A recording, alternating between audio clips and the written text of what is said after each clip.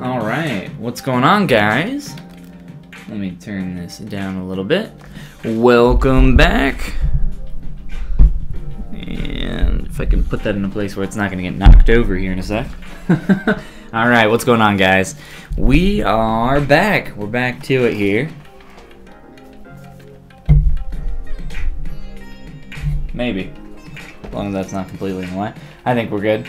Alright, so we are going back to working on Akala here. Our lovely lady. Let me fix that hair.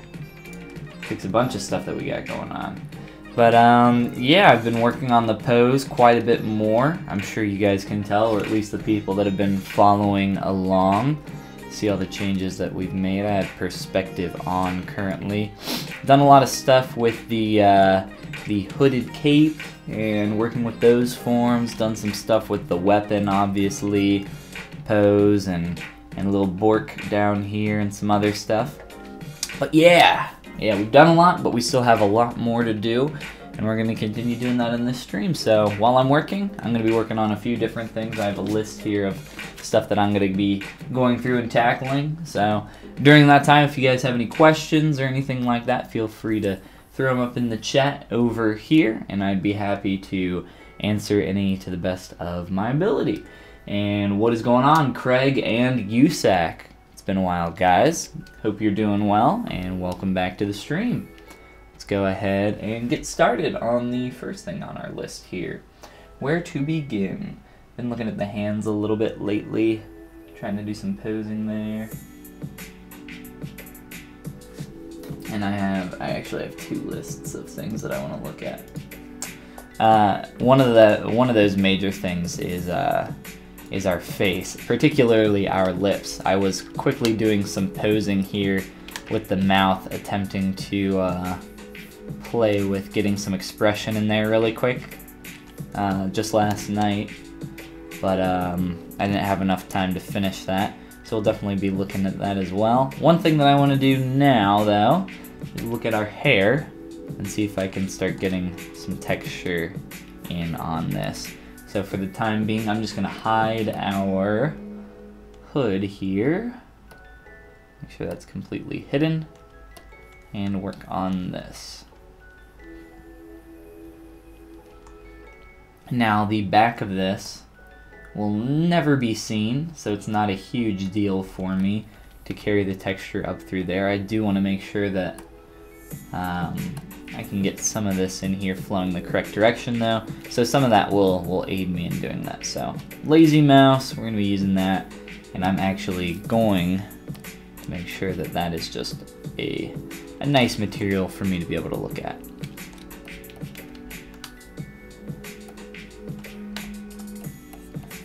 So once I do start, I just want to fix this little spot here, the little indent right there, and fix a little bit of the roundness of this shape. Now you can see here where I've combined these pieces of geometry, that divot that we get through there. I'm either going to exaggerate that even more or attempt to blend that a little bit better. Probably try exaggerating it first, see if we like it, and then go from there. So I'm using my sharp soft edge brush, which is one of my personal brushes, and let's see if I have a link open here. I think I do. Yeah, there we go. That brush you can get over on my Gumroad. It's similar, I always say that it's similar to a damn standard brush because it's all that I can kind of think of that's close to that, but it's really good for folds, for hair, for cloth in general. I use it all the time. I use it for a lot of different things, but we are going to focus on hair today, and we're going to use a combination probably of this brush plus the pinch brush to try to exaggerate a lot more of that stuff as we go.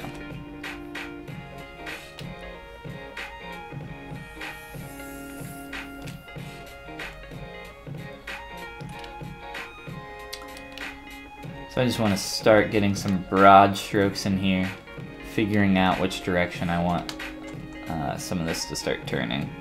So starting with a very light stroke, and then going to a little bit stronger.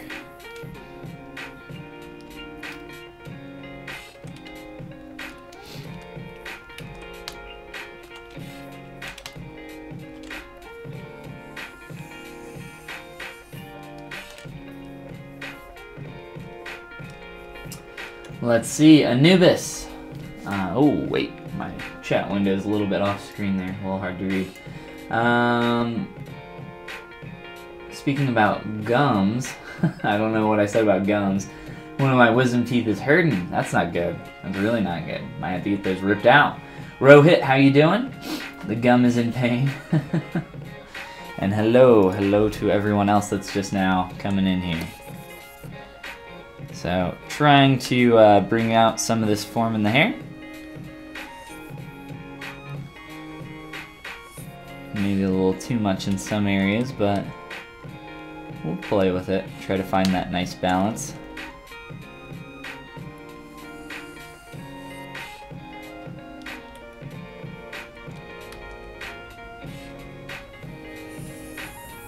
But our character is really starting to come together at this point. Some good stuff happening all over the place, and starting to really like it. It's a matter of just bringing it all together in here at the end, which is, you know, the most difficult part. That's why we spend a lot of time doing all that pre-work and making sure that everything's really clean.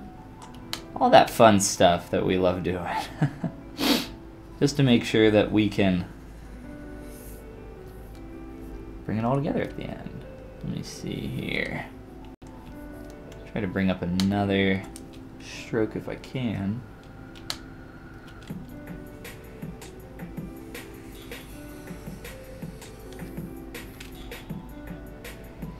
So sometimes I would do this kind of sculpting by using creases on low poly pieces. That rhymed. I didn't mean for that to rhyme.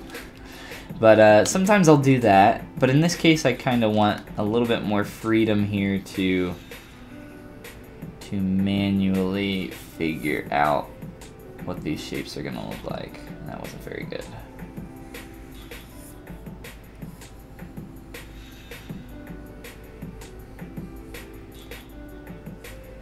Trying to currently get that surface to turn, pull in there a little bit. I'm gonna use my pinch brush to do that though. Katie says, my computer has crashed about 20 times over the past day. That is not good. Start doing a scan. Might have fixed it now. Really want a new computer. Yeah, that doesn't sound good. Does not sound good. My computer has not crashed in quite a while. Knock on wood, fingers crossed, whatever we got to do there. So I've been good in that regard, which I'm happy about.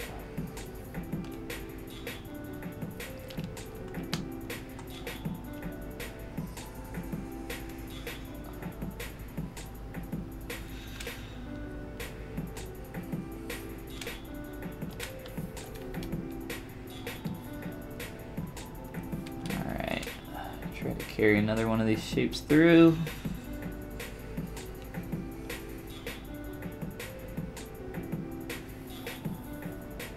Starting a little bit stronger.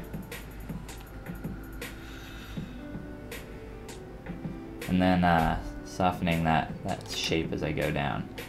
Now, things are starting to get a little bit messy on some of these strokes. That's totally okay. I just want to make sure, I don't think this will be seen back here. I just want to make sure that I can start blocking out some of these lines so that I know which direction I want some of this to go, and then I can kind of pinch it from there and mess with its form. So that underside, I think we want to get something back here a little bit too.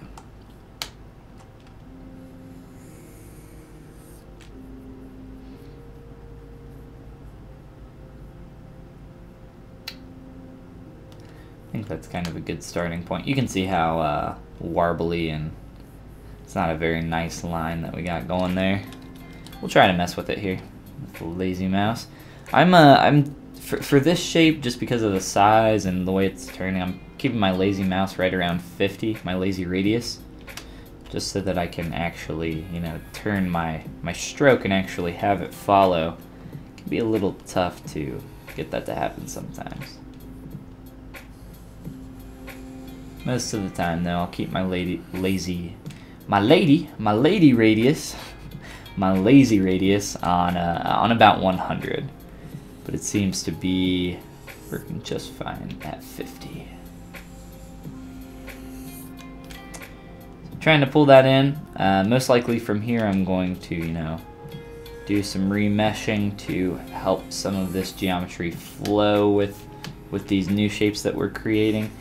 As I create more and more pinches on my surface, it starts to pull in our topology tighter and tighter towards those areas, and after a while it starts to get real messy, and the cleaner we can get, the better most of the time. So let's go ahead and try to keep that true here. Whew.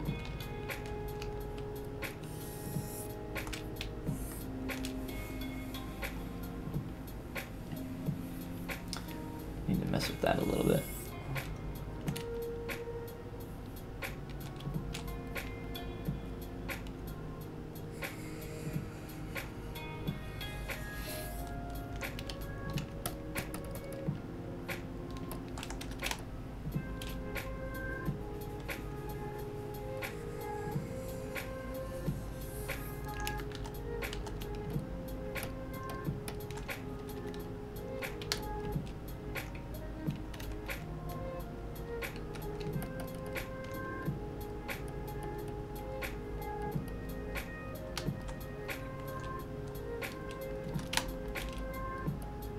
Just trying to clean up that curve there. Kind of doing it a little bit manually. And then try a little backface masking. Push that in to blend it, and then after Dynamesh, that'll be just fine. Clear that mask. And I might run over some of this with an inflate brush as well. Up through there. Or try to, we've kind of lost that pinch. So actually, I'll pinch that back up after a Dynamesh. I'll wait till I Dynamesh though. Let me get this curve a little bit better. That's not really seen, it's not gonna matter. So we'll carry that just a little bit more through there. And focus more on our outside curves that are actually visible. And for this one, I'm going to turn my lazy radius up a little bit and hope that that aids in cleaning up some of that.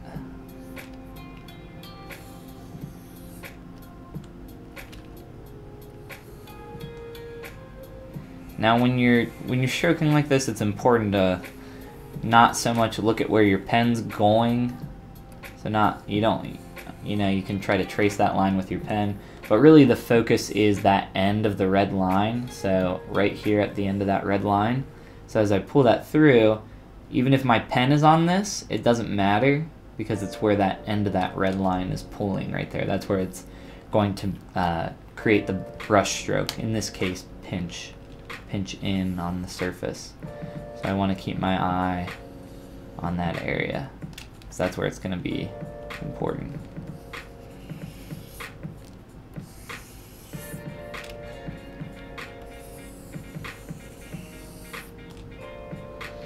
And for this, it's not the end of the world, because for the back of these shapes, you know, I have that hood there. It's not visible for the most part, I don't think. We can turn our hood back on and look at it, but I just want to get a couple strokes in here and then do a quick Dynamesh and begin cleaning this up a little bit better.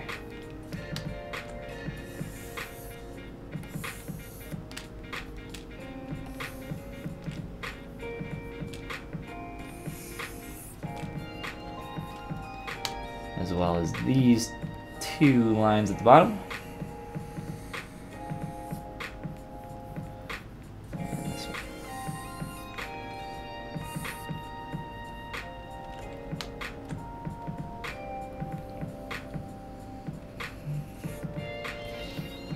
Let's do a quick little Dynamesh here. By little, I mean the highest resolution possible, 4000. Whoops, had a Z-remesh going on there. So we did that quick Dynamesh, and now we can see that the pinching of our vertices is no longer, you know, freaking out in those areas. So that's good. That's the reason why I did that, and then it's just a matter of coming through and cleaning up a good portion of our form through some of these areas. And let's go ahead, let's find our hood and turn that back on. Let's see.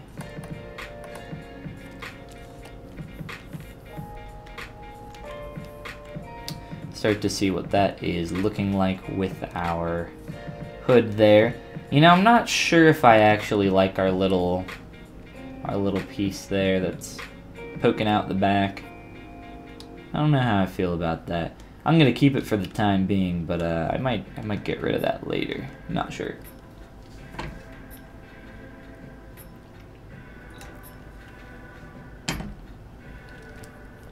So let's keep cleaning up our hair and making these forms look a little bit more finished, I guess.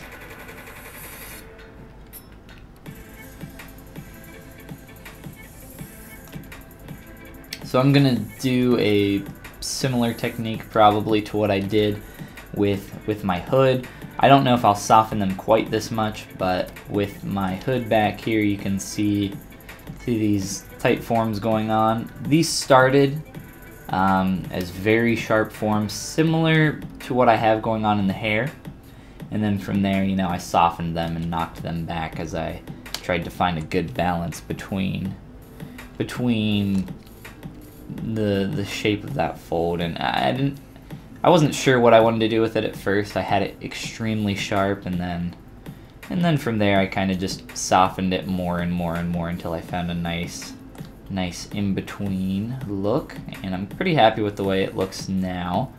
So I don't know how soft I want to take these forms, but at least for the time being we'll keep them as sharp as possible, because that gives us the ability, you know, it's a lot easier for us to go from a super hard transition like we have right now, these nice sharp transitions, into something that's softer, but it takes a lot more work to go from those soft transitions into something that is much sharper.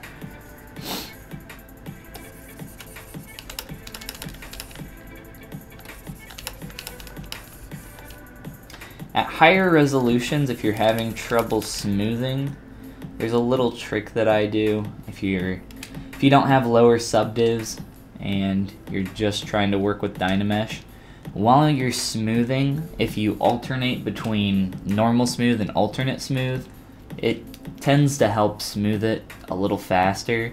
And what I mean by that is you hold the shift key to smooth, right? So holding shift smooths, letting go of shift while you're smoothing, letting go of the shift key, that does the alternate smooth. So if you tap shift a few times while you're smoothing, it can tend to help smooth out that area a little bit faster. You have to kind of know what you're doing, in the sense of you have to understand how the alternate smooth works. The alternate smooth works a little bit more like an average of smoothing the area, and it works a lot differently around pointed areas. I would experiment with it so you can kind of see what I'm talking about. But yeah, I really use that all the time. I use that and the trim brush as an alternative smoothing method quite often. If you're any of the trim brushes, I use particularly a version of the trim dynamic brush, but I think all of them can be very useful for that kind of stuff. And I would like to attempt to use my trim dynamic brush now. And essentially the way that I'm, you know, you could say smoothing, I'm just adjusting my form, but there are these raised areas that were created from the radius of my pinch brush, pulling up this area. And by me knocking this form down, I can kind of get rid of just that raised, pinched, not pinched area, but if you look at your pinch brush here, the radius of my brush will only go to that outside edge of that circle. So as I pinch in, you can see that line is also forming on the outside quite a bit as well, because that's as far as it can go. So just kind of trying to alleviate that form now in a way to make that a little bit more clean.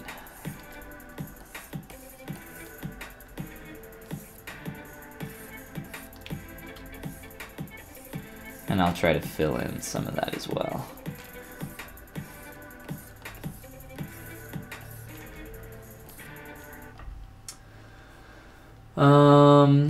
Gotten used to H smooth a lot with normal smooth. There's some good. There's some additional brushes if you go up into Lightbox, brush. There's a few other options in here for a lot of different stuff. If you go into the smooth folder there, you'll see that there are a few different options. I've been using the standard smooth brush for so long that I don't really mess with those too often, but maybe that's something that you want to experiment with.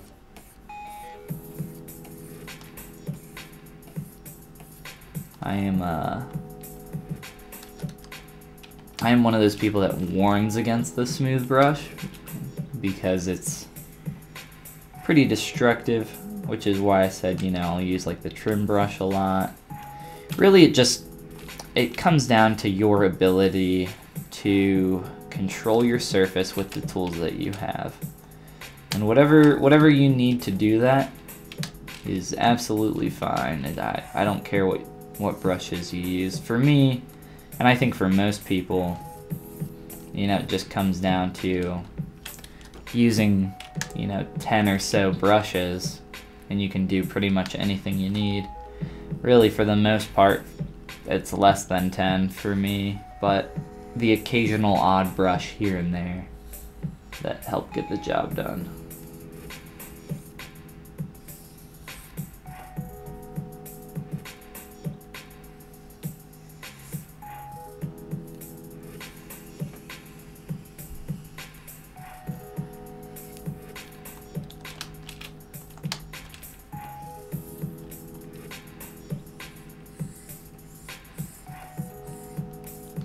So really just kind of focusing on getting some super clean forms right now.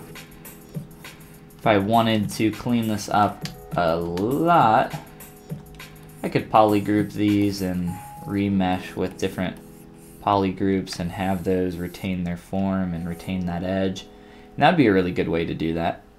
And that's always an option, but I don't know if it's really worth the time investment.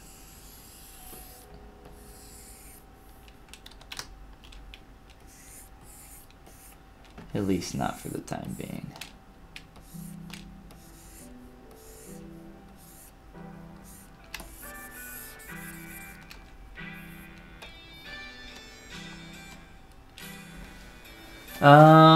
Let's see. Perdian or perdiendo tiempo. Wow, that's a mouthful. What's going on? Welcome to the stream. Glad to have you with us. We are, I guess for you and the other people, the other lurkers just popping in, we are working on our Art War 2 character. I'm working on my Art War 2 character. I'm not sure if anybody else in the chat is currently. I know some people were participating in Sculpt January, and I'm sure people have their own other projects going on right now. This is what I'm doing, and I'm currently working on the hair. And trying to clean up some form and having a good time doing it. I like working on hair. So from here, let's flip to our other material, get an idea of what those forms are looking like with that material. gonna try to knock it down from here. Let's try to exaggerate this curve a little bit more.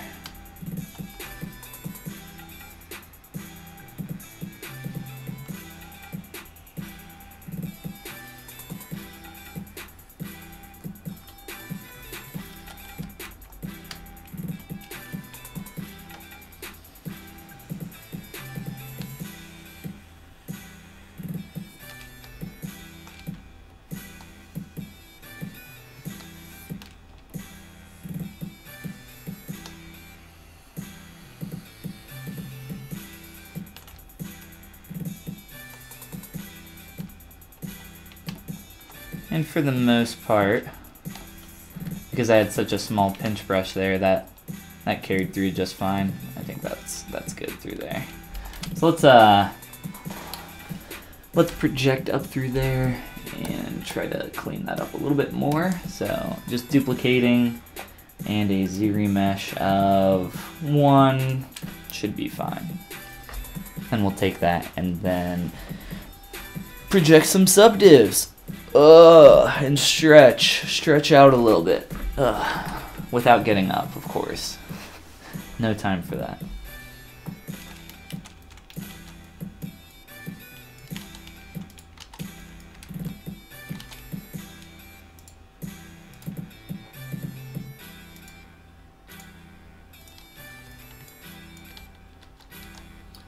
So subdivide, project up a few times. Looks like we're getting some weird stuff down here. Not great based on our projection distance.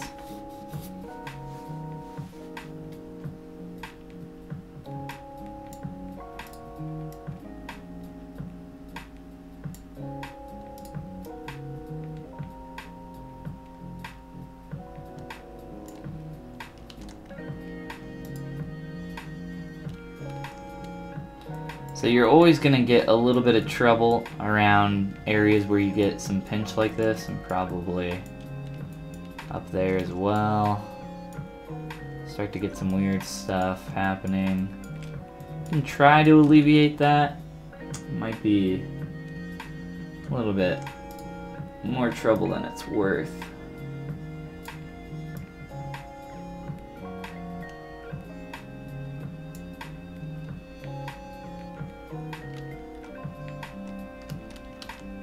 Project, subdivide, project, and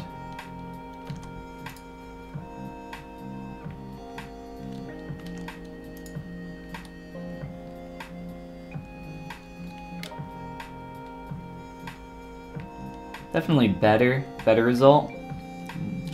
Still are gonna have to do some cleanup. Let's make sure that a good portion of this actually came through.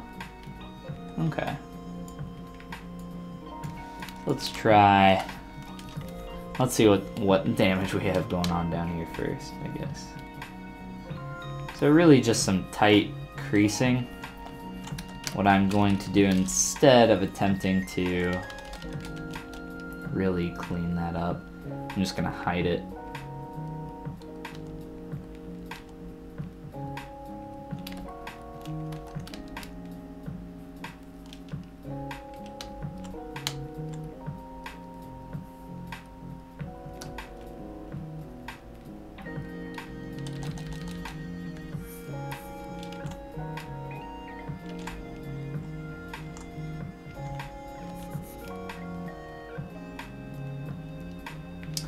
As best as we can. Really, we only need our subdivisions at this point to clean up our hair, and whoops, got an extra piece in there. Delete that one. We only need this now to do some softening to these forms. And again, that's how I got the form here in the cloth. It's just a matter of figuring out how much we want to do. I also see something I want to fix back there.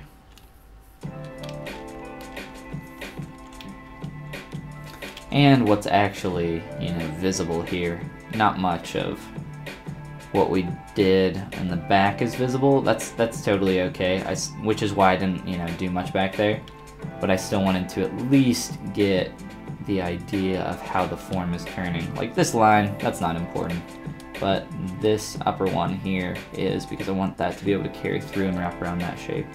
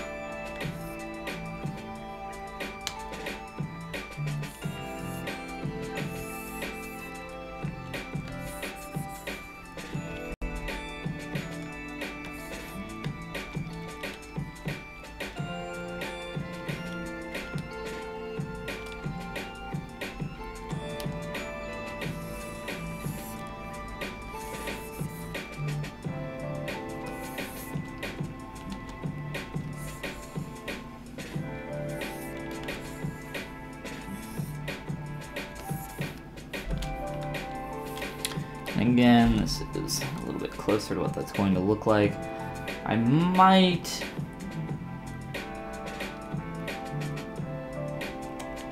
try to re-exaggerate that inner, that concave slice that we got going on there.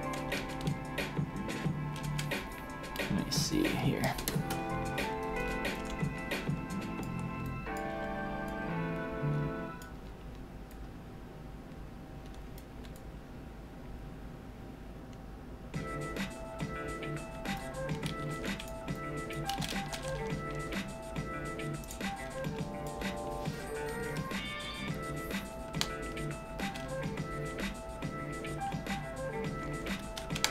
Might be able to just get this actually with a pinch brush.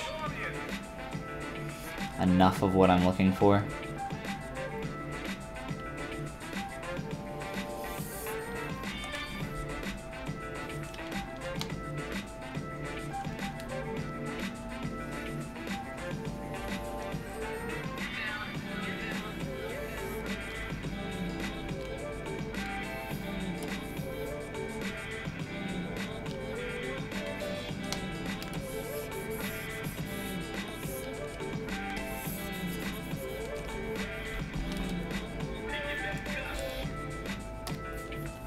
Alright, let's stick with that for now. Apply that material and color. Tonto, what's going on? Hope you're doing well. Welcome to the stream, man. So the hair is there. The hair is more there than it was previously. This is an old piece where I had some separate geometry here. Just trying to figure out what I wanted to do. I'm just gonna delete that. Hold on to this piece now. And there was something I saw back here that I wanted to fix on the cloth. Just a little bit of the form change here.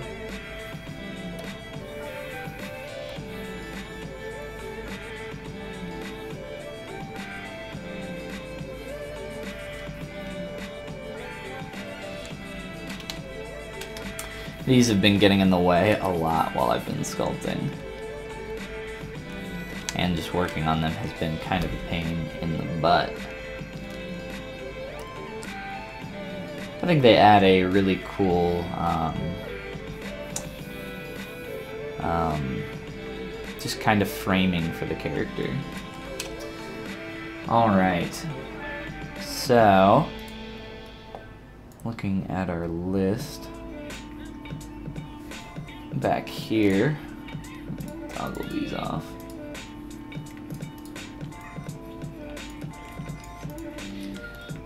The form of this needs to be modified. I don't want that. I need that to be going the other way.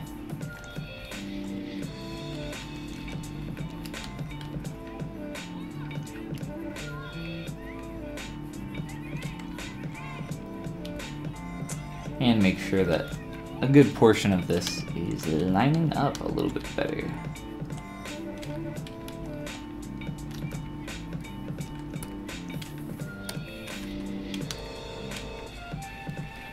So right now I'm kind of in the area of, you know, making a ton of little tweaks.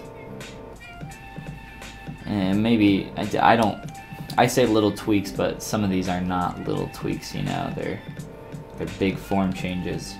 But just a lot of little things that are gonna kind of bring the character together. Like just yesterday I was working on the hands a little bit, starting to pose those a little bit better, figure out what those are gonna look like.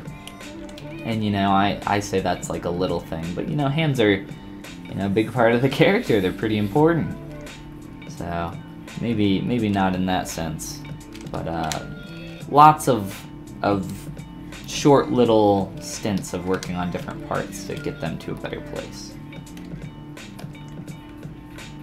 And right now, I'm attempting to get a nice enough mask that I can pull this out, change the form here. Do I have dynamic on? Okay. Now we're good.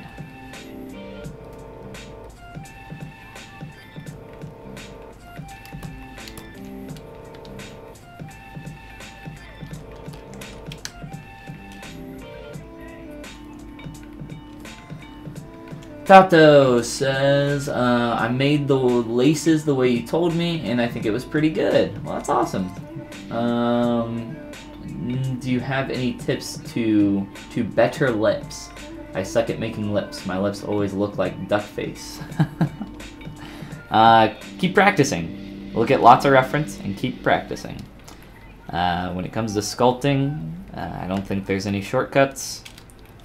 I do think that you'll get better with a lot of practice. I would say what you should do, take a sphere, sculpt some lips on that sphere, use lots of reference, look at lots of people, find that pair of lips that you want to aim at, what kind of pose, expression you want to go for, and after you do that, post it up somewhere and ask for critique, and be intentional with your critique and say, I'm looking for anatomical feedback. How can I make these more anatomically correct? And I think that'll get you a lot closer to what you're looking for. And then, you know, iterate on that feedback. And what I would say is take 30 minutes to an hour to make a pair of lips. And, you know, from there, after you get some feedback, don't fix your lips, make a completely new pair of lips. Because I have a feeling that you haven't sculpted very many lips. Or at least it sounds like you haven't sculpted very many good lips based on what you said. They all look like duck face. So definitely try practicing it, and you know, asking for critique specifically on your anatomy and trying to improve in those areas. Anubis says, she thick, double C thick. I don't know, she's pretty skinny. I didn't think she was that thick. Post your stuff on Instagram, says Anubis. Absolutely. I don't know if you'll get very good critique on Instagram, but definitely in the ZBrush Discord if you're looking for some anatomy critique. Over on ZBrush Central, there's, you know, a lot of professionals over there that are going to give you some really good critique. People that are willing to, you know, take time out of their day to do that for you. And, you know, I recommend that, you know, if somebody gives you a paint over, a draw over, that's really awesome, and I am always super appreciative of that. So, you know, people take time out of their day to critique stuff for people, and I think that's amazing, but you know, just be aware of that.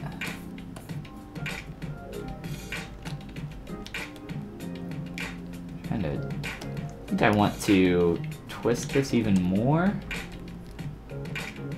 see what this is looking like here.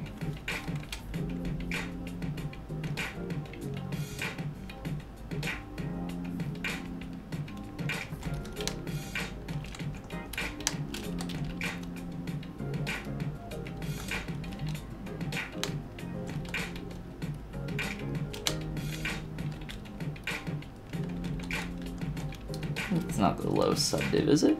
Okay.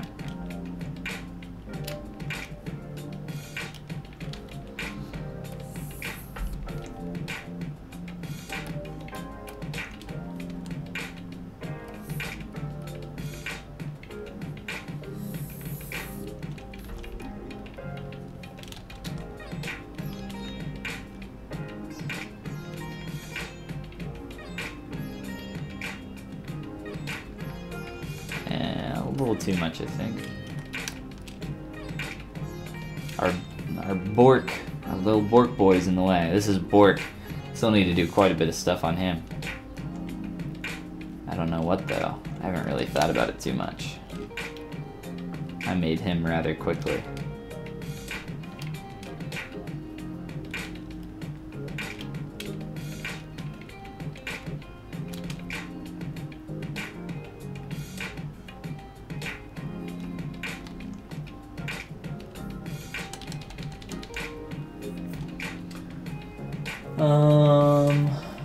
Let's see. Practice, yes, definitely. Try to improve my own lips, not making new ones. I always try to improve my own lips, not making new ones. Well, making new ones, you know, the hardest part of making anything, maybe I'm not understanding, but the hardest part about, you know, sculpting anything is the initial stages, the primary forms, and practicing that as much as you can is going to be the best way to do that, to practice your anatomy for lips, in my opinion.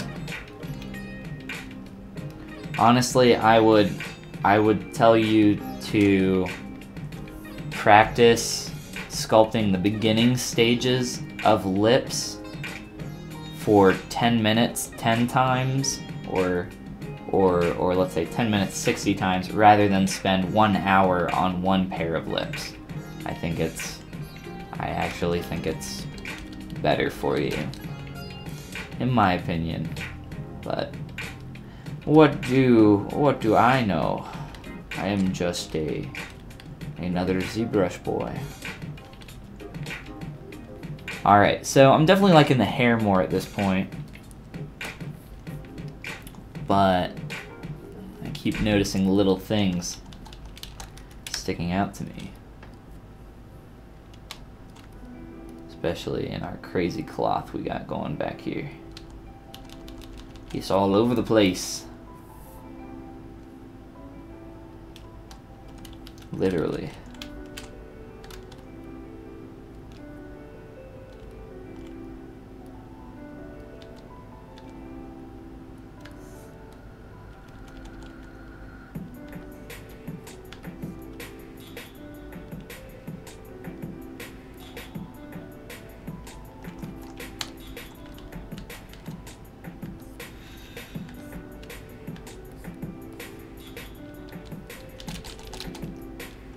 Alright. What else we got on our list? Hands, arms. That's right. So on this piece, these, I'm just gonna delete my subdivs. This geometry I want to Dynamesh and clean up. Or possibly just smooth out. I want to combine these though. I kind of want to do the same thing up here as well.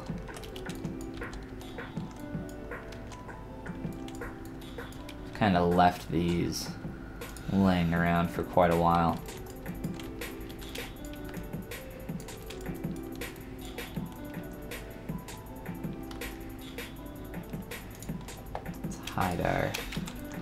hide our weapon here, getting in the way, making it a little bit difficult to see. And a little Borky boy, you're gonna go away too.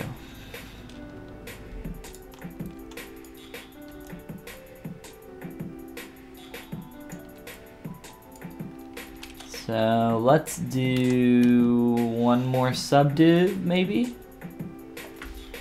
and then try to smooth out.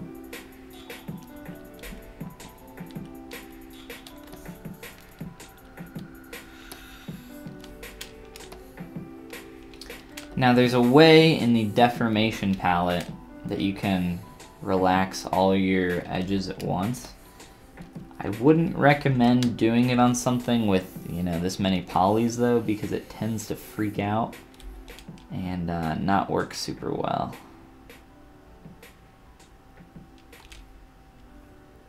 Got a little bit of a lap there. I'm kind of fine with that though, actually.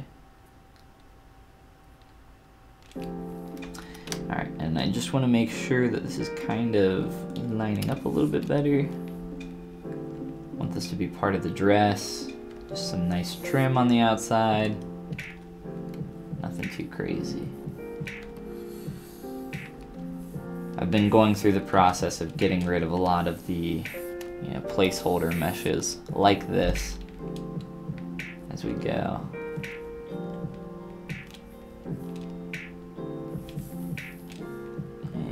That looks a little bit better.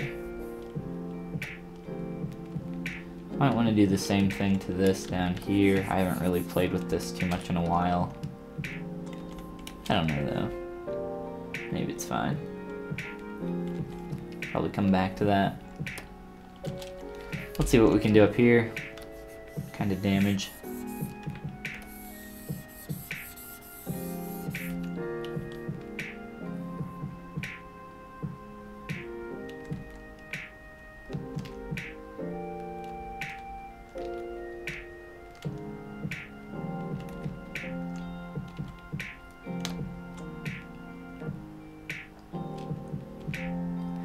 Now originally I had some like tattoos and stuff on this character on her shoulders, but because of the shawl slash cape thing that I've created, that's been kind of covered up, so I need to delete those as well. So let's do a lot of this little cleanup stuff. I'm gonna try to, well, let's not F everything up. Let's not screw it all up, Ben. How about that? Goal for today: don't screw it all up. That's pretty much one of my goals every day, but today in particular, let's try to not screw it all up. Clear that.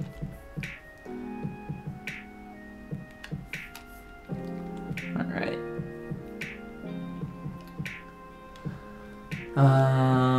Let's see. Tato, to Anubis, he doesn't have an Instagram page. Can't post a lot of work, not any of your production work for your company, of course. Yes, but yes, you can absolutely post your personal work. I see no reason why not. But yes, I still have work from like 2 years ago that I can't post. You know, stuff that I'll never be able to share online, which absolutely sucks. But, you know, that's the way it is. And I would love to share that with you guys. I would. But I cannot. It is forbidden.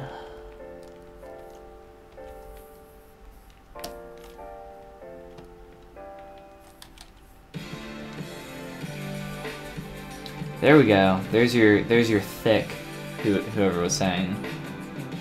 Thick, I think it was Anubis or Tato. But there you go. There it all is, laid out for you. Or, hold on. Oh, wow. Nice and just sliced off with some weird little goopy flingies. Some goobers. Let's hide some stuff here.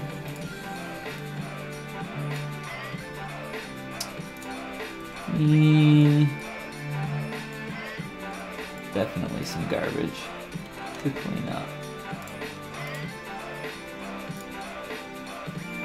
This was actually a really cool idea here. I don't know who all saw it when I was working on these, but creating some tattoos with actual geometry, it was pretty fun. And we got some really cool, good results out of this. And then you simply project and like form the detail of the tattoo to the body, and it works really well. But we are probably just going to delete this, I guess. No real reason to hold on to these if they're not seen. And it was fun, and it was a good, cool little experiment, but not really worth it at this point, as they are completely hidden. So even that entire shoulder design is, you know, no longer visible. So not really, you know, and really there's no way I could have known that that was going to happen based on what I was doing previously. Cannot see. Get out of the way. So, you know, I don't feel bad about taking the time to do that.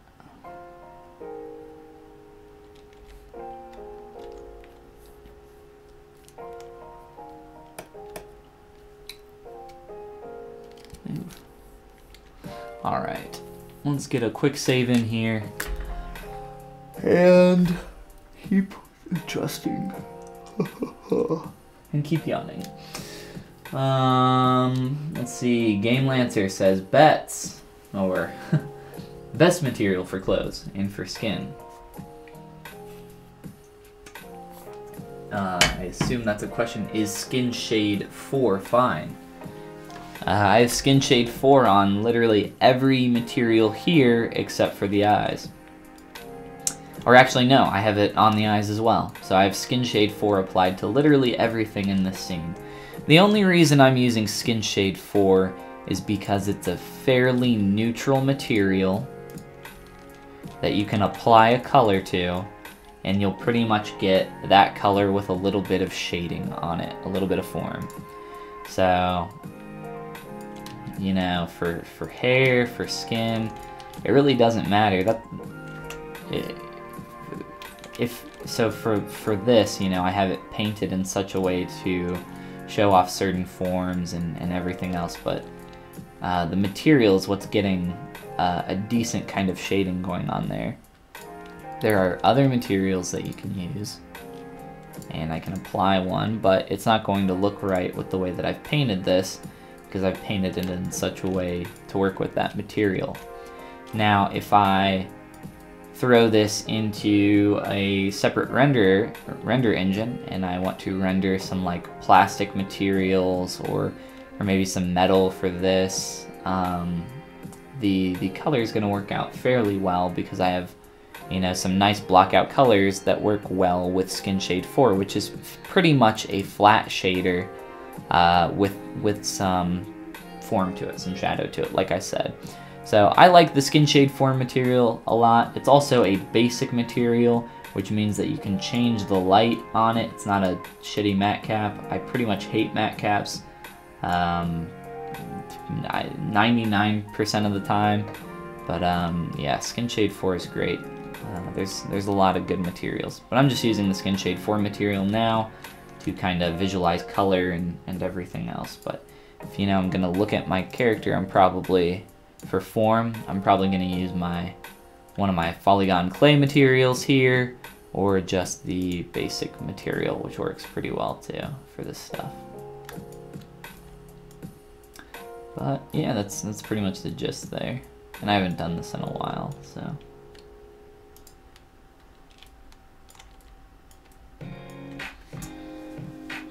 Alright, so next up on the list, I was playing with the eyebrows and the lips a little. Just working on the expression.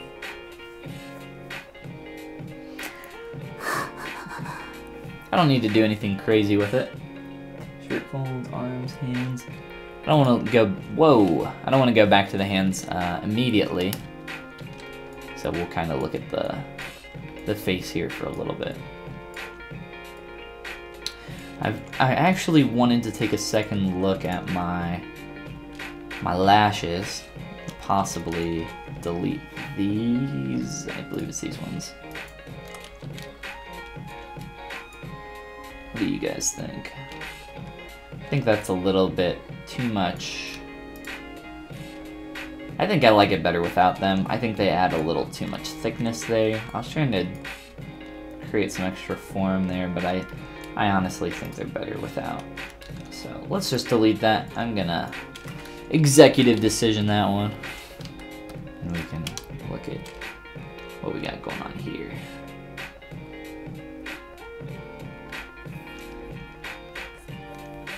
So I also want to add a little bit of darkened form in here, I think. Just to kind of, well, I don't want that color to show up, come through on the underside of that edge. So I think I'm gonna try to duplicate this and we'll see how this goes. I'll just delete everything except for these. Hide that, because it keeps getting in the way.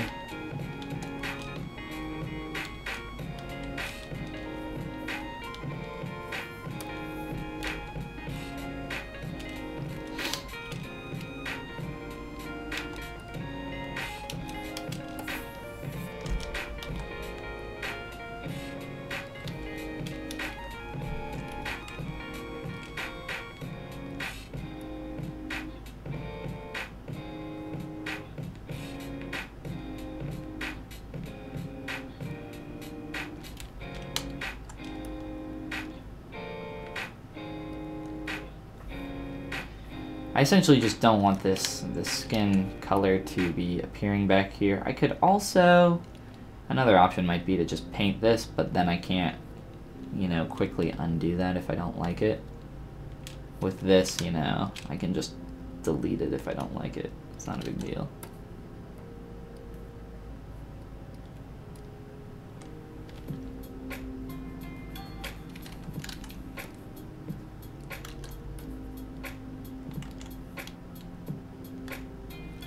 I essentially just want that entire top part of the eye to be dark. I also need to put some shading on the whites of the eye, as currently these are just pure white. Not a big deal though. Continue messing with this on the other side now. Flip our mask. The one thing about working with stuff that's black is that you cannot tell if it's masked or not. A little bit annoying. It's just kind of the way it is though.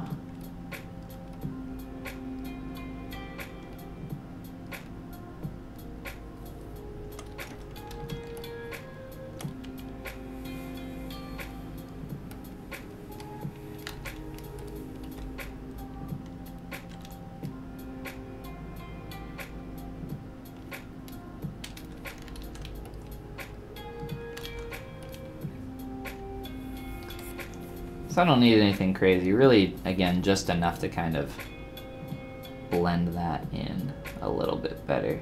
And I think that works pretty well, actually. I'm glad I got rid of that second little stroke that I had going on there as well.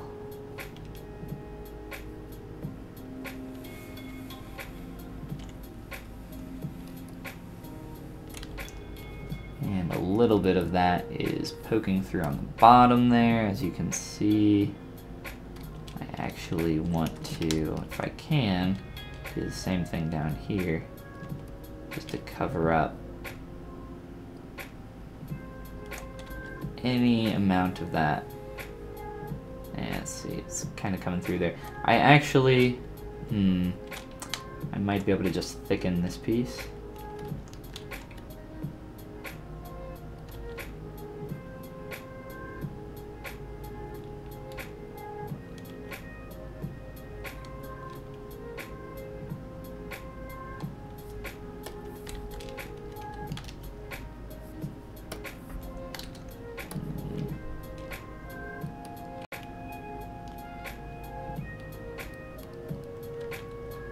A little bit of playing here, just to see if I can get this to work a little bit better.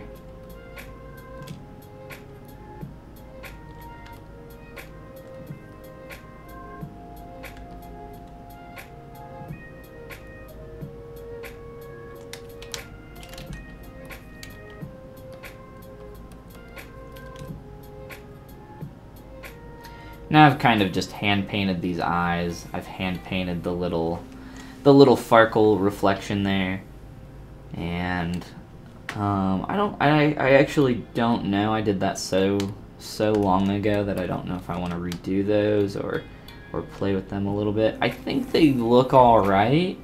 I think they could look better though, for sure. I don't like this.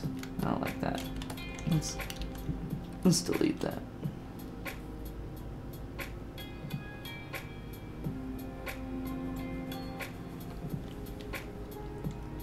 Let's see if I can pull this back a little bit. So yeah, I'm not sure if I want to redo the painting of the eyes. I definitely want to get some shading on the whites of the eyes, like I said. We're going to be focusing on the face a little bit here.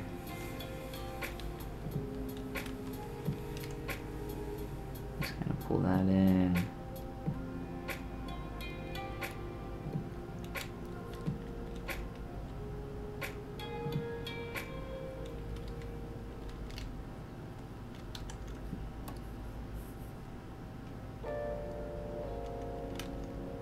I think that's going to happen no matter what there.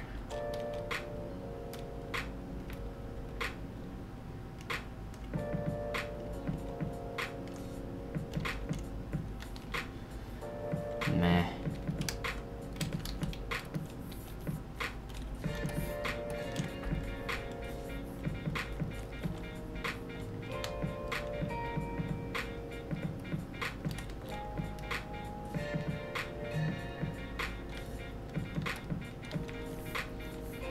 Alright, so let's look here at the eyes. So I have an eye painting tutorial, and I've painted eyes on stream more than a few times, so anybody who's seen that probably knows what techniques I do for that.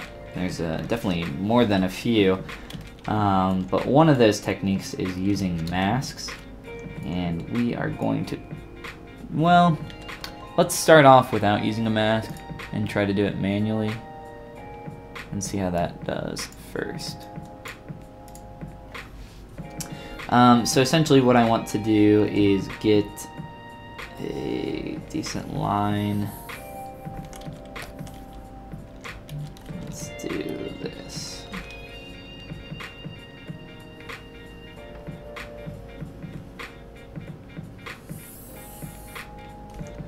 Alright, so pretty much like that, and then I'll get the other one.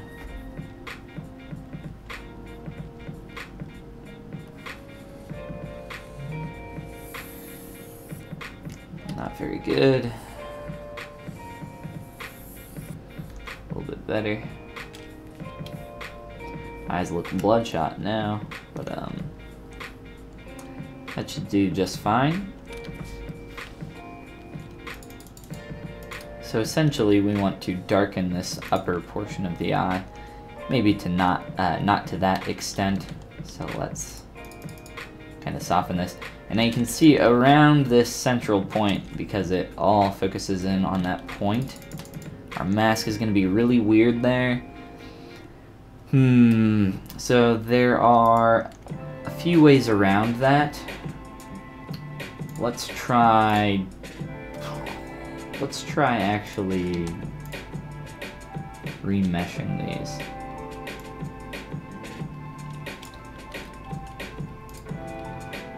To get a little bit more even form.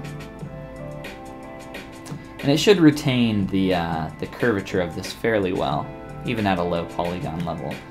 Let's step down, delete higher. See how that does.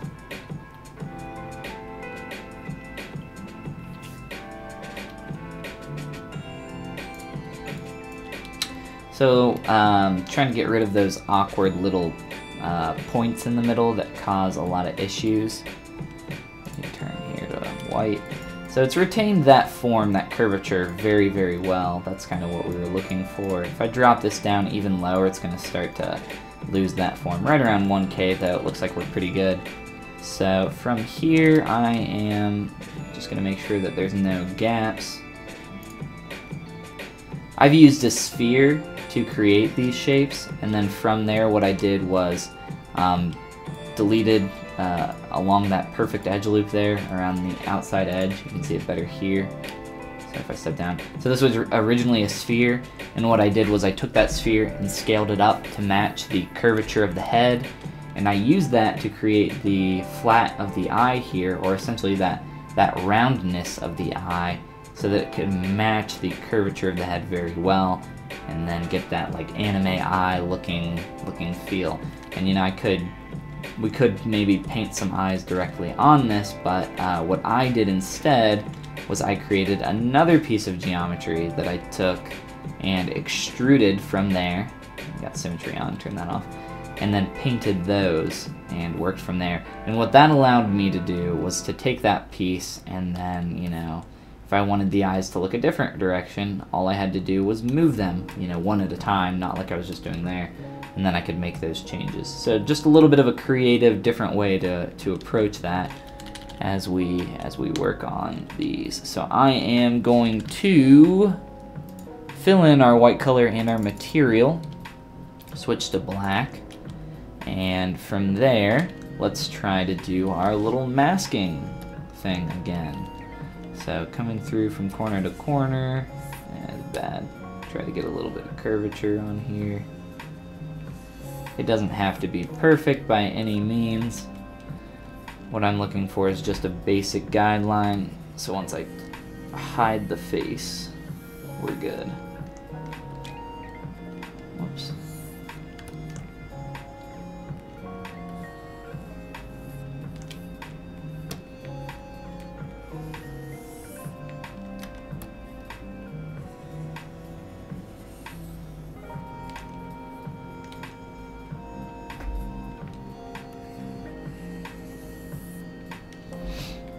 Okay, up top and a little bit lower there. Alright, now from here when I soften this mask, you're going to see that it's going to soften a lot more uniformly. And that's great, because that's exactly what we're looking for. You can already see that we're starting to get a shadow in there created from our mask, which, you know, isn't what we want in particular.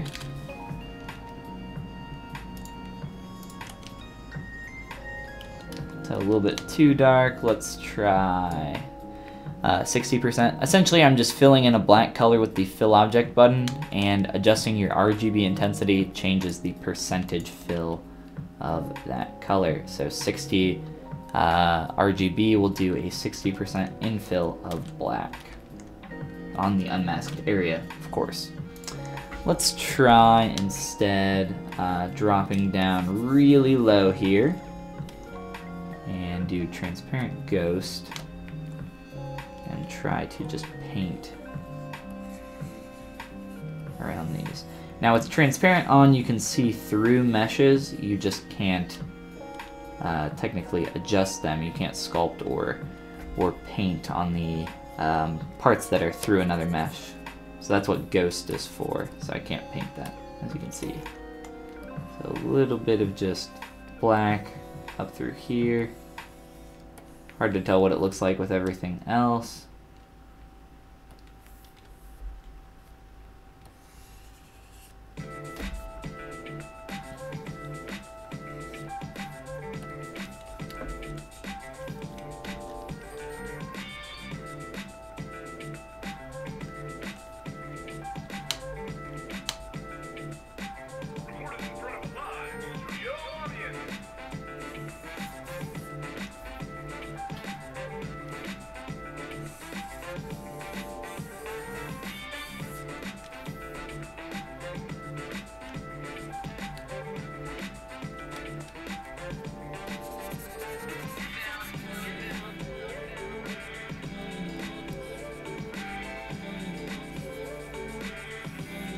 So I'm just trying to go back and forth here. Now I'm adding in some white, trying to find that balance, as I think I got it a little bit too dark.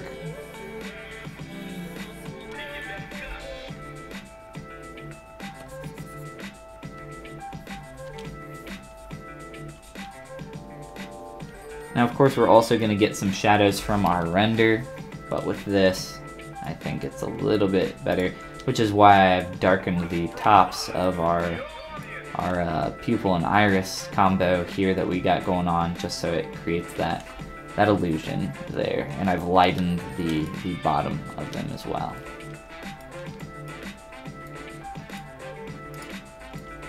I haven't really spent too much time on these eyes.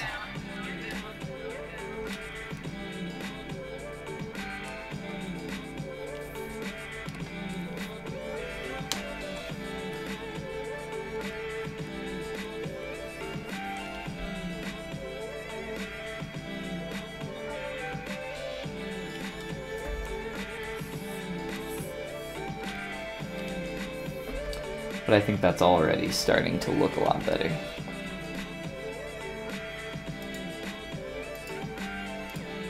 You can see the difference, just adding some little shadow in there can create, definitely gives it more of a 3D look.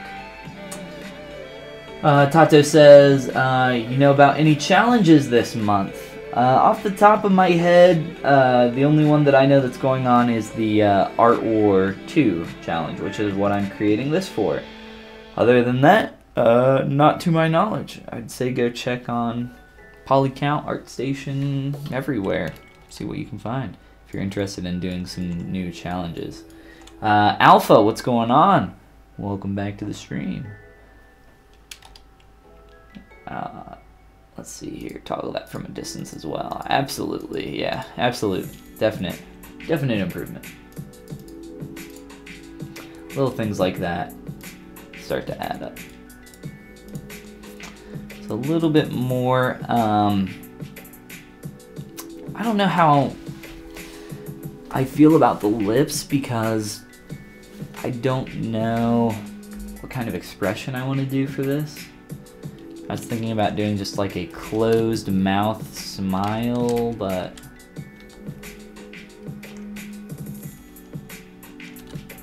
I haven't really played with that actually. Just like a closed mouth smirk. I was trying to get a little bit of the teeth showing through the lips there. Really what that is it's just a cylinder here. Whoops. A cylinder or two cylinders that I have placed in there to represent the teeth. Nothing crazy at all. Super quick and easy to do. Something I do quite often for these types of characters.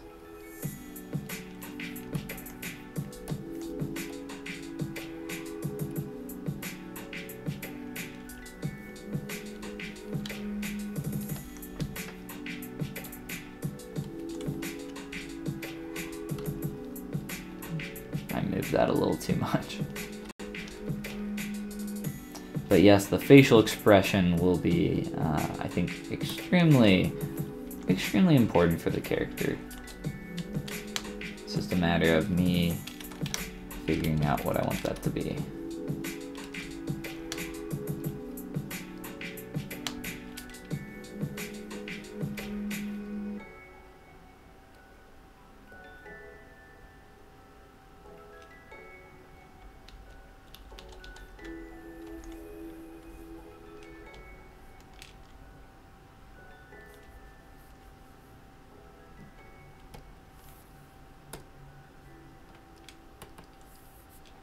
Try to flip that.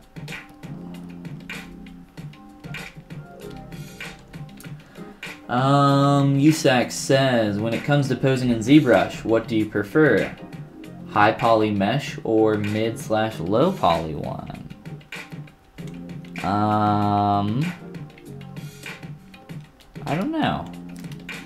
I mean, obviously, well, to be honest, I don't think it matters. Because, well, I mean, obviously you want the lowest possible polygon mesh that you can, but, you know, we have 30 million polygons in this character, which you could say is a high poly mesh, but at the same time, if I transpose this, if I take it into Transpose Master, I still have subdivision levels for this, so I have low subdivs, so it really doesn't matter if it's a high polygon mesh or not. So, you know, I think the preference for everybody is keep that mesh as low as humanly possible if you can. And, you know, from there, as long as you have subdivs, it doesn't really matter. I would say my preference isn't either just be having some subdivision levels to help with posing.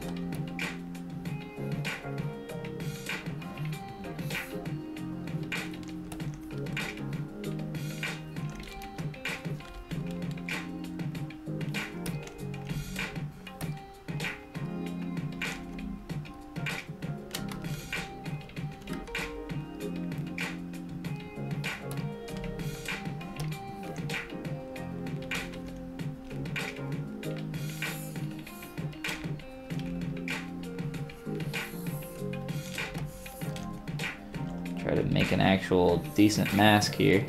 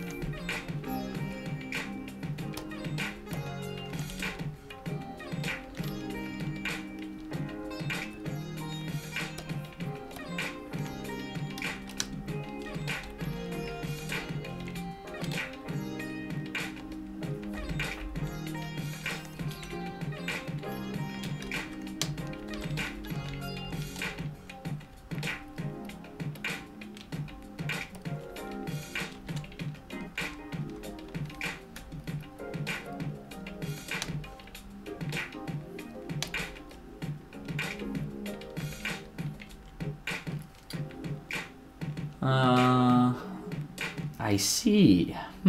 I see, says the USAC man. Do you see, USAC? Do you understand what I am talking about? I mean, really, if you're talking about posing in ZBrush, then yeah, subdivs all the way. If you're talking about going into something where you're gonna rig and then pose, I mean, absolutely you want low poly mesh. No doubt about it. You can't rig and pose a high poly mesh. There's zero point in doing that, unless you're rigging it with Z spheres and ZBrush and then posing it that way, which is not a great way to do it in my opinion. But yes, the way I pose this character is how I pose pretty much all my stuff in ZBrush. Get up to a point where you're ready to break symmetry, and then do it. Your character up to the point of being in symmetry, I consider that almost like working on one character, and then once you start posing and doing everything else, you're pretty much working on, you know, a second character almost, in my opinion. It's that much work after you get to that stage.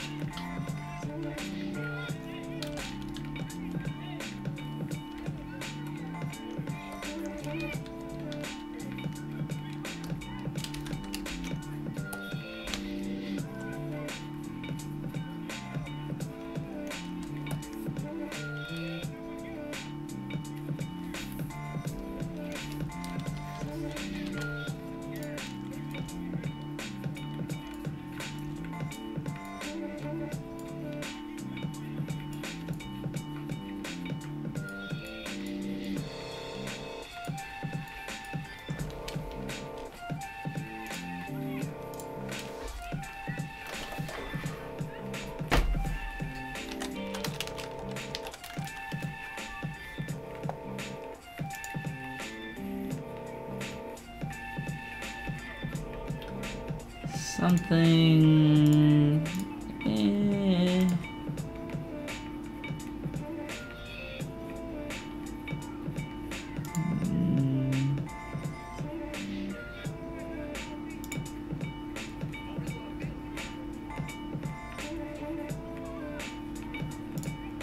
I don't want to...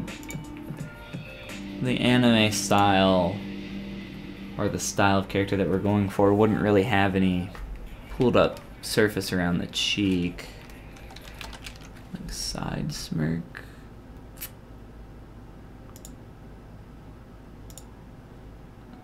Not really seeing many references with teeth. Like a side smile, something like that.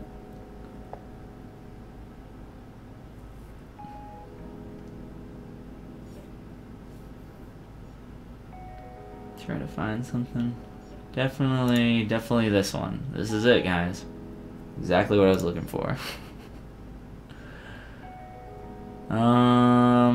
Yeah, I think we're closer with the side smirk. Kind of like that. That's just... I don't see many girl smirking teeth. Teeth showing.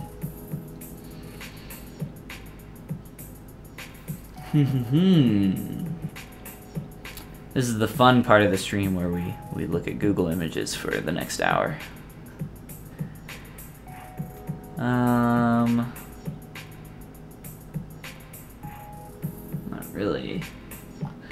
Not really what we're looking for. So maybe try to... It's kind of the lips that I was going for. Maybe just have it... Her lips are slightly parted, but there's so much of a shadow in there that you're not going to see the teeth. And maybe that's the case for this as well, where you're not going to see the teeth. But doing something like that. Or just press the lips together. It's really pretty much just a very slight, very slight curve. And raised more on the one side. This is pretty extreme. Coming down to the corner of her eye. And then about the corner of her iris there. So if we want to stretch that, we can try to exaggerate that. Let's play in that space and see what we can do. Absolutely, Usac. Thank you for your question, I guess. Thanks for coming and hanging out, man. Always appreciate you. So really just kind of... Whoop. Turning off backface masking first, I guess. Pulling that even more. And maybe actually changing the position of the lips a little bit.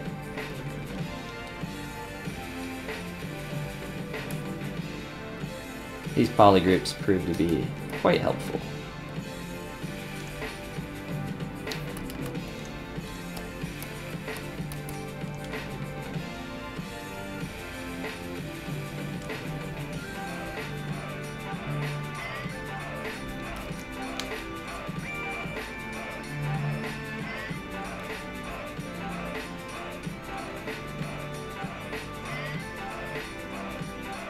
How much can I pull it before it breaks? That's always the question.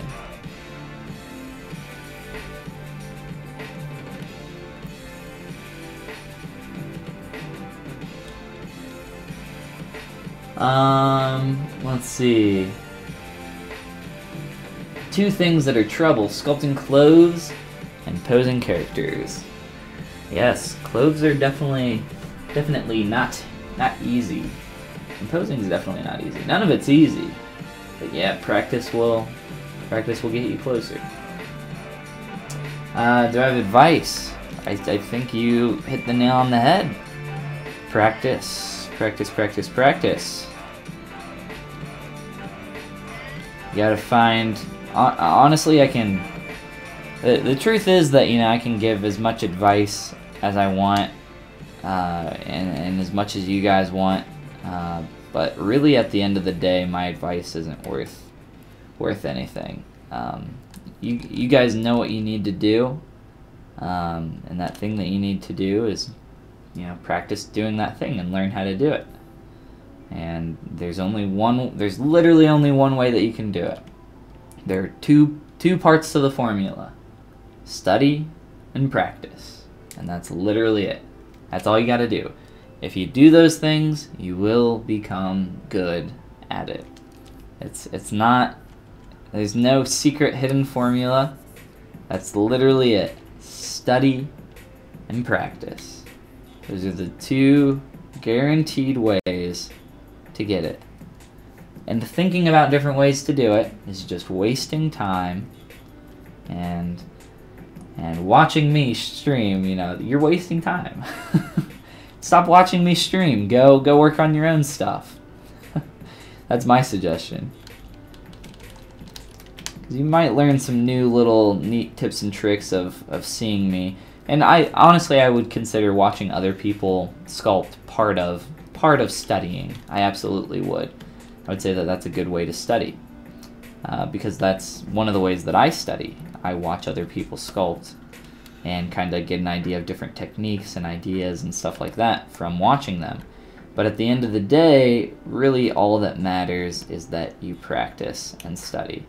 And as long as you do those two things, you will get there. That's the only advice worth giving. And if anybody gives you any other advice, it doesn't matter, because at the end of the day, you're going to have to find what works for you. Not what works for me, not what works for, you know, Danny Mac or Ryan Kingsline. Anybody. It doesn't matter who you are. You're going to have to find your own path. That's really, I think, the best advice that anybody can give you is get to work. Get to work. And that's honestly how you figure out if you want to do it or not, right? Because if you're in a situation where you're saying, oh, I don't understand. How do I improve? How do I get better? It's like, well, are you practicing? Well, no. Sometimes, you know, sometimes I practice. It's like, well, are you studying? Well, sometimes, you know, sometimes I study. It's like, well, what do you expect? How do you do anything else? How do you become a runner? You practice running.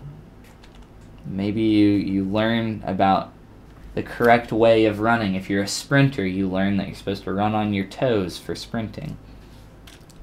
If you're an accountant, well, you need to study and practice doing that thing. Anything. It's the same for everything. There's no secret hidden way to get good.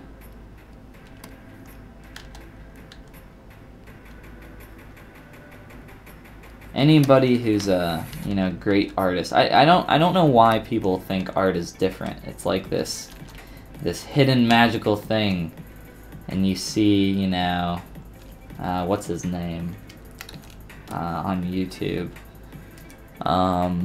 Ross Draws, his YouTube channel.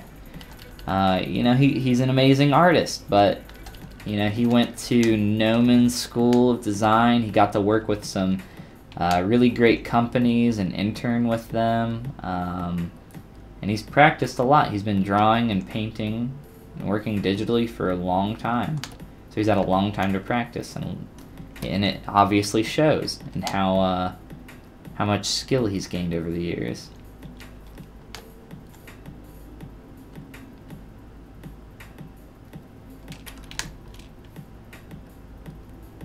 And I'm sure a lot of people ask him all the time, like, how'd you get so good? It's like, I don't know, man. I've been drawing for 15 years. What do you want from me? I've been doing it a long, long time. How'd you get so good at walking? Hey, you, how'd you get so good at walking? I don't know. I've been, like, thank God babies can't talk, right? Because they'd be asking everybody, how'd you get so good at walking? It's like, I don't know. Like, I've been walking forever. Maybe you should try walking. Should practice that walking thing. I think it's just silly. A silly conversation. I can't do that to stop watching other people stream. I wasn't suggesting stop because I think it's good. I think it's good practice, like I said. Smart people learn from their experiences. Wise people learn from the experiences of others. That's what I thought. Well, I think nobody learns from the experiences of others. I don't think you truly learn anything from watching other people fail.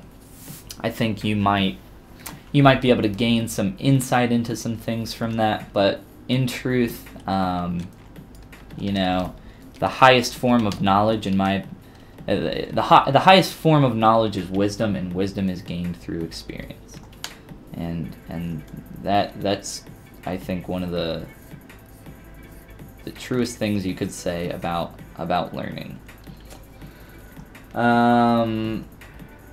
Jin something SLA. I don't know how to say that. I'm not even gonna try. I'm just gonna embarrass myself. How much would it cost for you to model a game character for me? Look up Riven from League of Legends. $4. $4 whole dollars.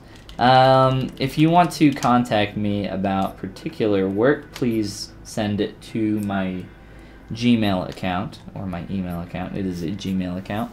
Go to my YouTube page, go to About, and click this, follygon@gmail.com.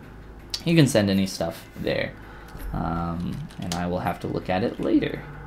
But thank you for your interest. And please do include more information about what it's for, what kind of end product you're looking for. And maybe you can tell me a little bit about that now, if you're feeling frisky. But yes, please do email me as well.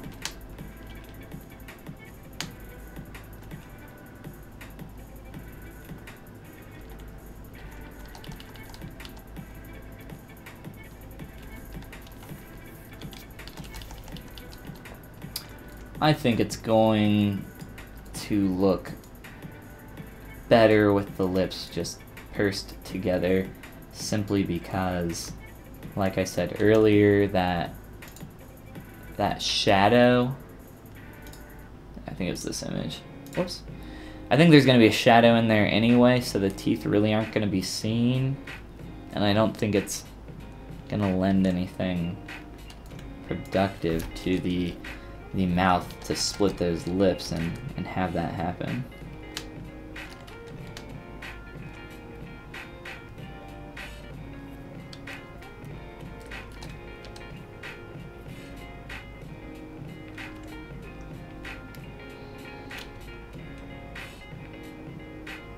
Trying to pull it up a little bit more, the corner here. Make it look a little bit more playful. I think once I get to a good place to start merging things together in the head, I'm probably going to blend the corner of the mouth a little bit better on that side, just so I can pull that corner of the mouth up a little bit more. Maybe I can do that now, just by using Move AccuCurve. That can be pretty helpful here.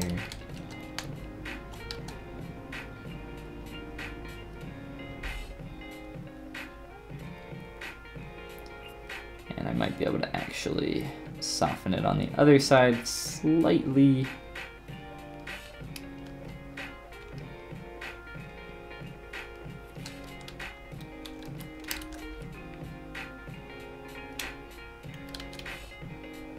Turn that off.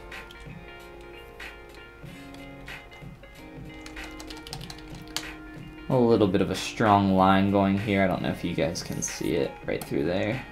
Turn off my color. That'll make it a little bit more obvious, but you can see that form there. We want to get rid of that. This is a no-go. No good.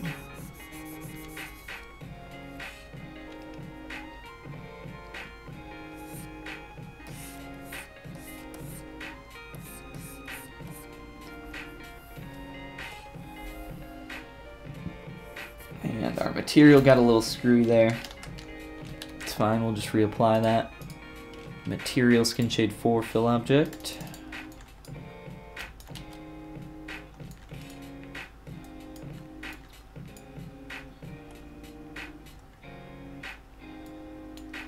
Definitely better than what it was previously. We might have pushed it a little too far in the corner of the mouth over here.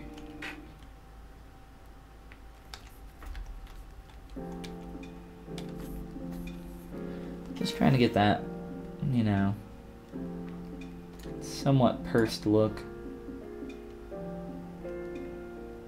which I think we've somewhat achieved there.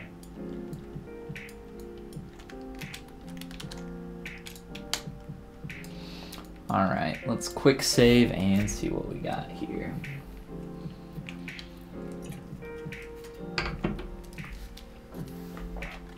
I definitely want to take a look at our little Bork boy as well.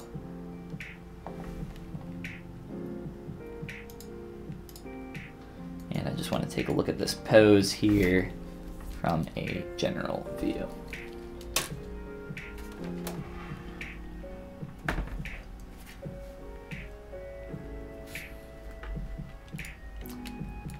So I'm referencing, I have a posed mannequin that I made to reference with this, and I'm wondering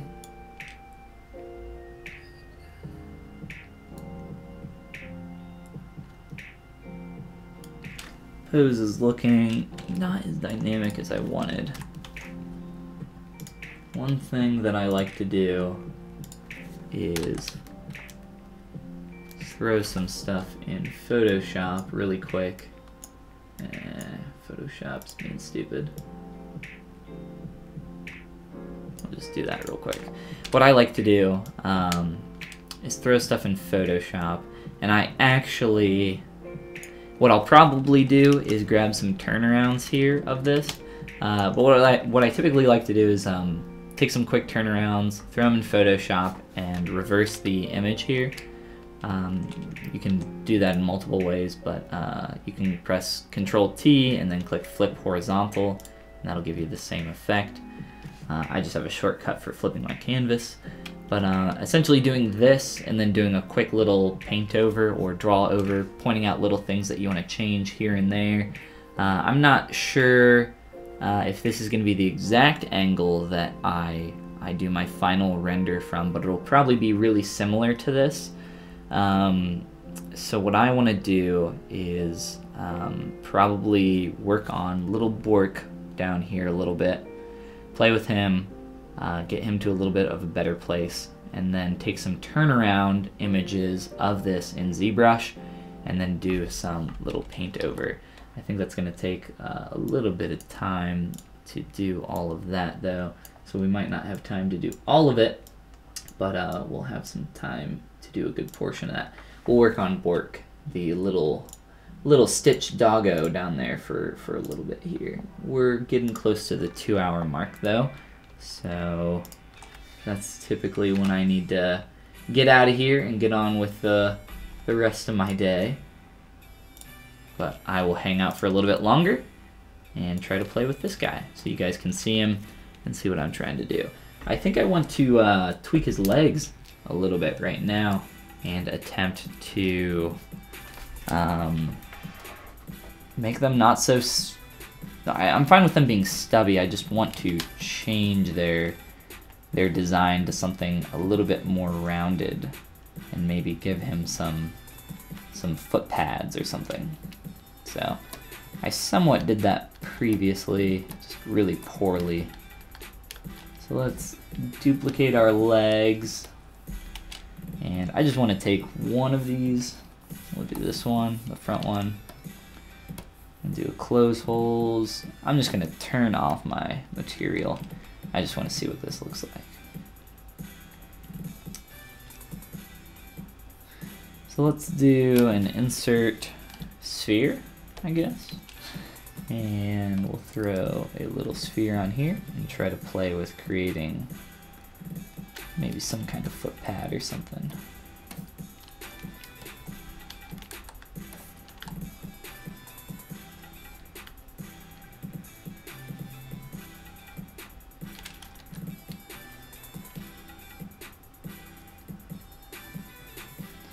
Turn off perspective too.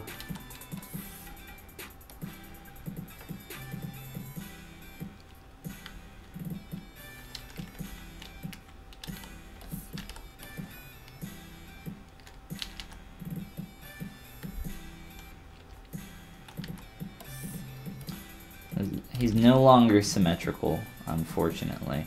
Let's actually... You know what? Let's do something a little bit skinnier.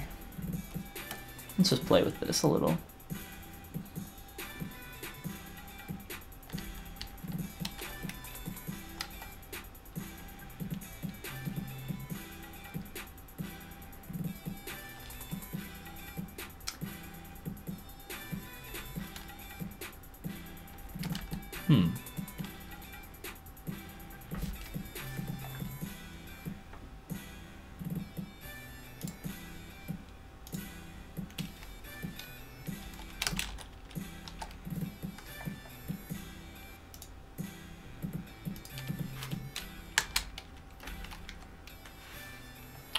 So let's do 1, 2, 3, 1, 2, 3. I don't like that. I want this.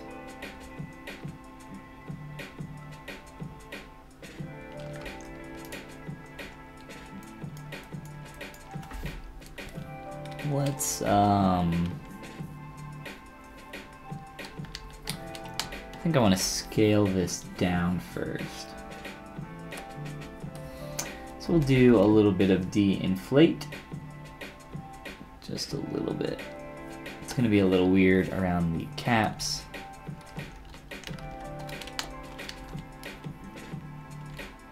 Not a big deal. Let's do...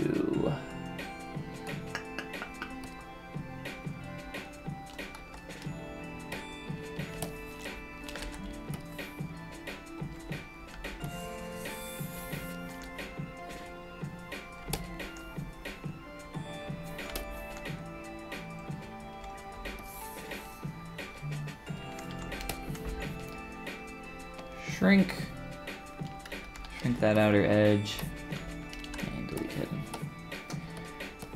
Just to get rid of that weird, awkward geometry we had going on the end. Close holes gives us some polygroups for the caps as well, which is nice. And then it allows me to create some polygroups for the different areas here. And we'll start by bending the leg. So one forward, let's just take the whole leg, move it forward a little bit, and then I'll start tweaking it with some different polygroups. So a little bit, one there, and we'll do the second one here.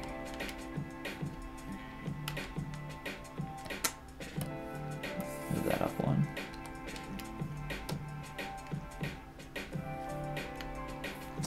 All right.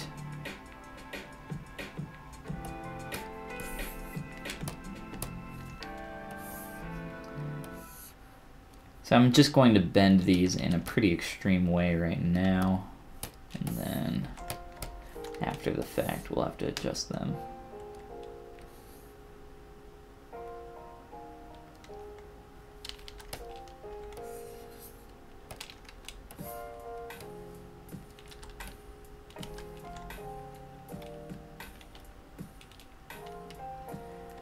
Trying to get that basic shape there. I don't want them to be too long. I'm gonna hide that as well. Kinda did that one rather quickly.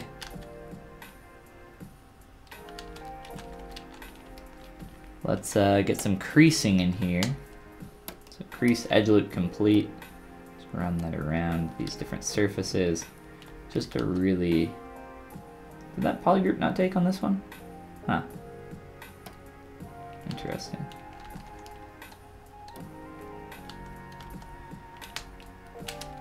Let's try adjusting this edge loop. So I'm just trying to get some really clean form changes within this shape now, so that when I subdivide up, it kind of carries through. I can also crease these really quick.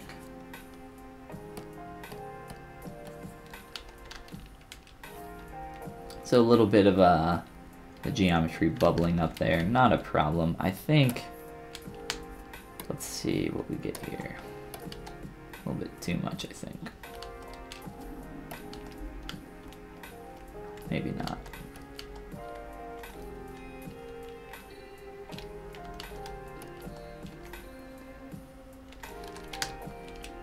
Kind of play with this a little bit and get it to a good place. Just gonna get some really sharp turns in there, and I think that's gonna help.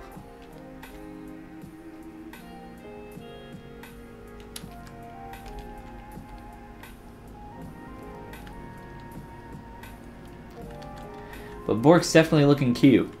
We got that going for us.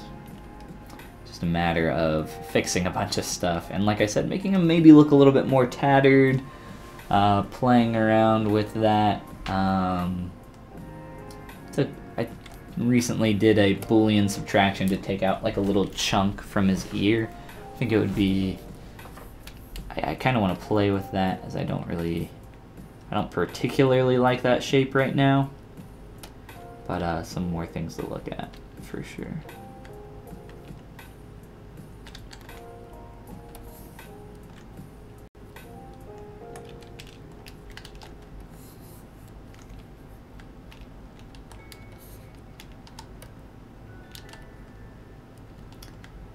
Flatten that out really quick. Transpose tool. Good for something after all. Lengthen that, move it up more into the body. Kind of want him to have these tiny twig legs.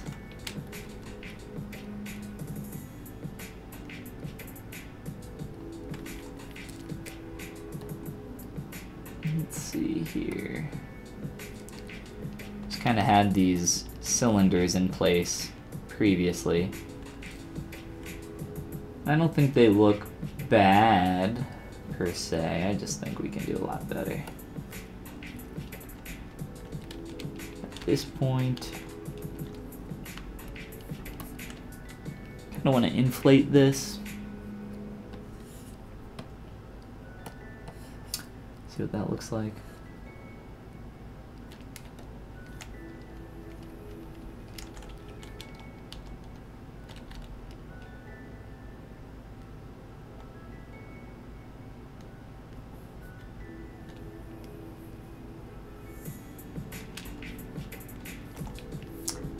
Let's do this. Duplicate.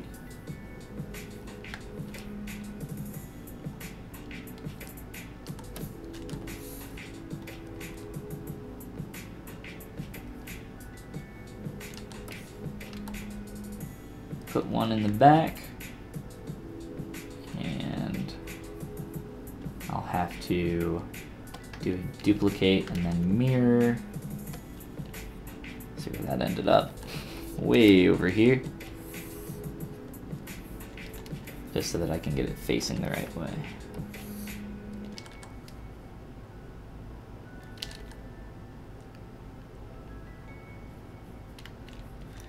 Move these both in. And back a little bit. Oh, got this one facing the wrong way. For the back leg, I believe.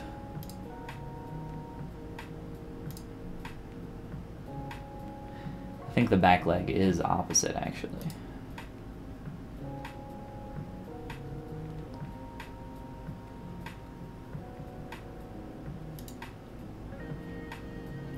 So, shoulder, 1, 2, 3, 1, 2, okay.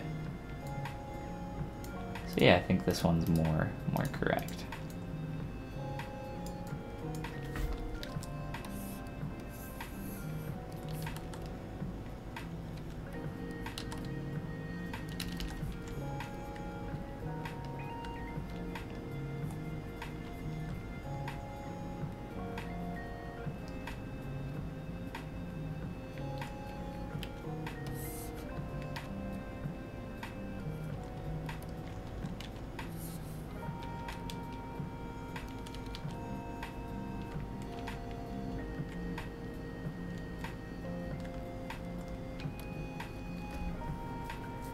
might have to make these a little bit more stubby, but at least we have the beginnings of a little bit more form going on in our upper body here, our arms and legs.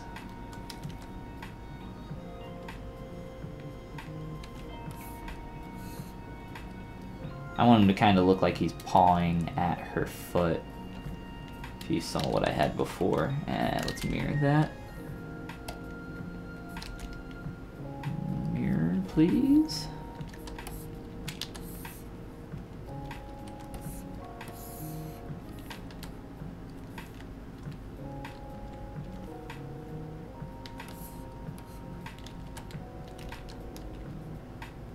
I'll unhide everything here in a sec so you can get to see what we're going for.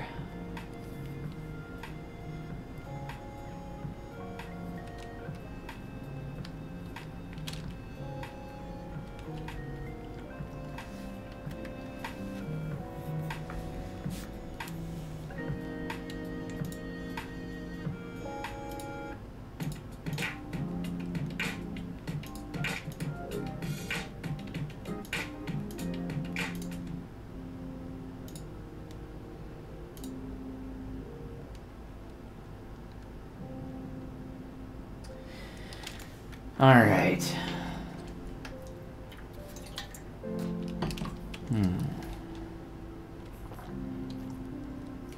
Now for something like this with the legs, at least for the starting out part, it would have been a lot easier to do this in a neutral pose symmetrically, but that ship kind of sailed, so not a big deal though.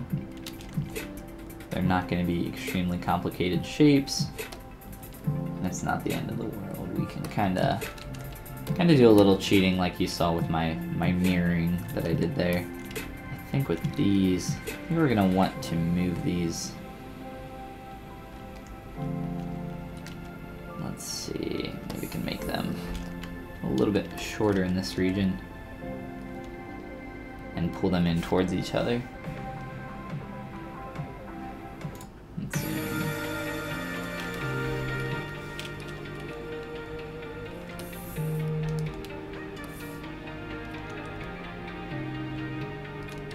Something like that. Same on the other side.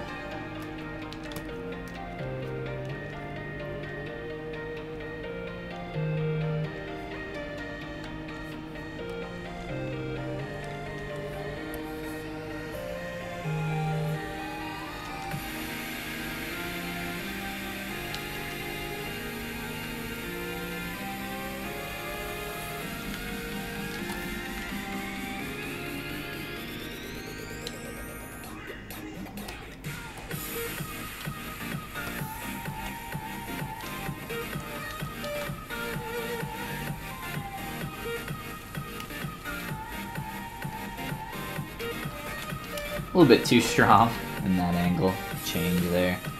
A little bit much. Same on this side.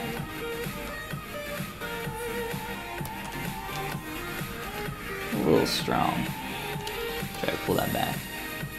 Now I just have some simple geometry in here right now, but that's going to be the basis for blocking out those shapes of the legs. And give it a little bit more bend.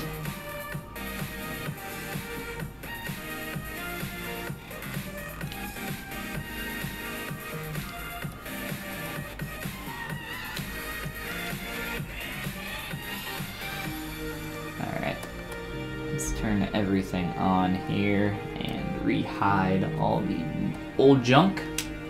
Probably going to be deleting here soon.